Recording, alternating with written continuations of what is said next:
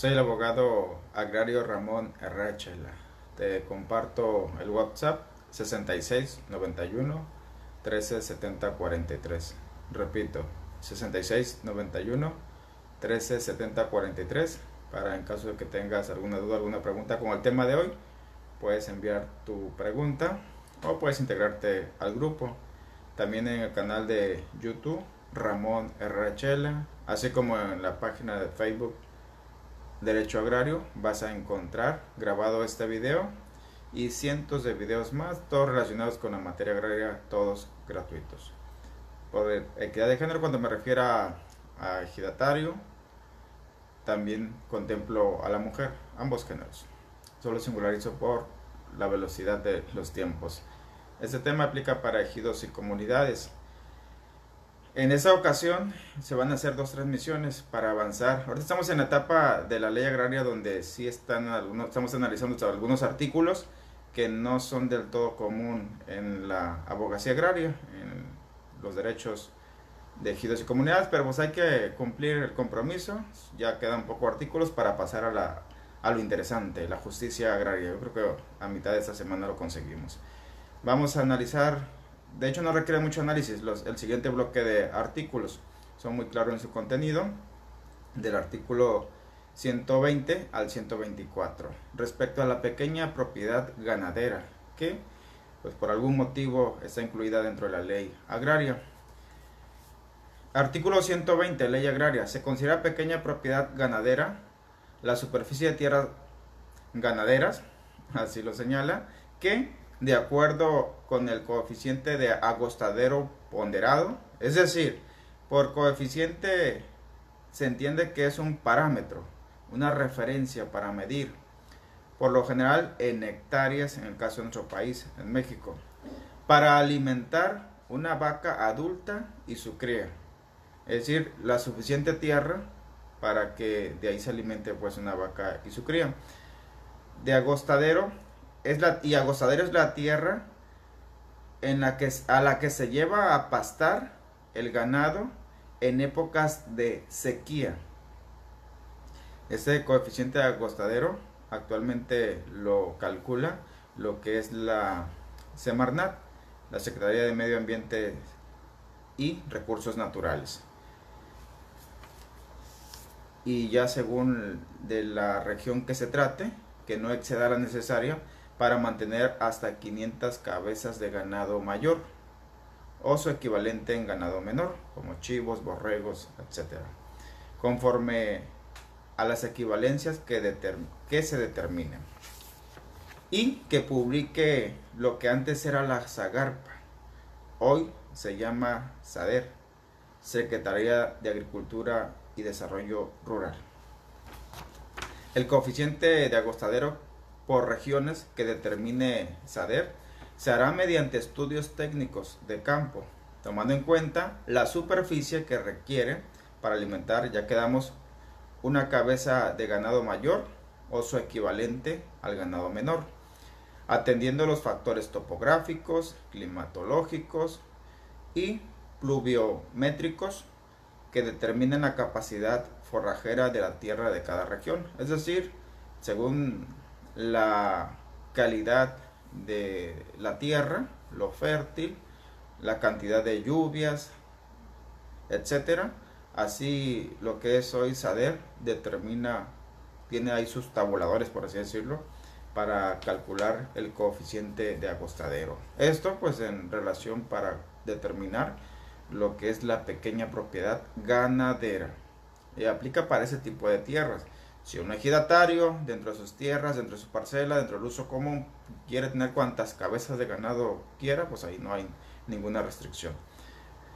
Artículo 121. La superficie de las tierras que a partir de su estado natural hubiesen sido mejoradas con obras de riego, drenaje, nivelación o cualesquiera otras ejecutadas por sus dueños o poseedores, continuarán computándose conforme a la clase de coeficiente de agostadero anterior a la mejora, según se trate de las tierras agrícolas o ganaderas respectivamente. A solicitud del propietario o poseedor de un predio, La SADER expedirá certificados en los que conste la clase o coeficiente de agostadero de sus tierras. Dichos certificados harán prueba plena. Artículo 122. Las pequeñas propiedades ganaderas seguirán siendo consideradas como tales, aun cuando se dediquen a uso agrícola, siempre que las tierras dedicadas a tal fin hubiesen sido mejoradas y se cumplan con lo siguiente. Número 1. Que la producción obtenida de la superficie destinada a uso agrícola se utilice para la alimentación del ganado. Esa es la condición, pues, de que si al coeficiente, a las tierras de agostadero le vas a dar un uso agrícola, siempre y cuando el producto de esa siembra sea para seguir alimentando el ganado, para que siga considerándose pues tierra de agostadero para fines de la pequeña propiedad ganadera. A eso se refiere esa fracción. Número 2. Que las tierras dedicadas a uso agrícola sin fines de alimentación de ganado no exceda la superficie señalada en el artículo 117. Ya analizamos ese artículo. El límite aplicable será el que corresponda a la clase que tenía dichas tierras antes de la mejora. Continuará en el supuesto de la fracción primera quienes, manteniendo como mínimo el número de cabezas que corresponde al coeficiente de agostadero anterior a la mejora, comercien con los excedentes de los productos que se obtengan debido a las mejoras realizadas.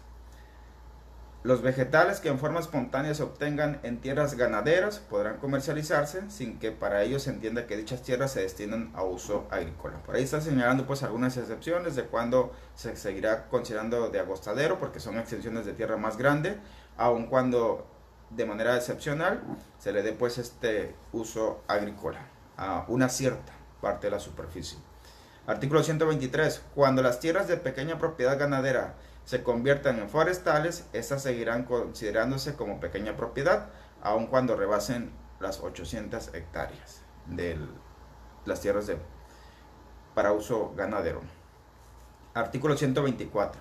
Las tierras que conforme a lo dispuesto en esta ley excedan la extensión de pequeña propiedad individual deberán ser fraccionadas en su caso y enajenadas de acuerdo con los procedimientos previstos en la ley de la entidad federativa. Es decir, aquí ya este artículo aplica para las tres, para la pequeña propiedad forestal, ganadera y agrícola.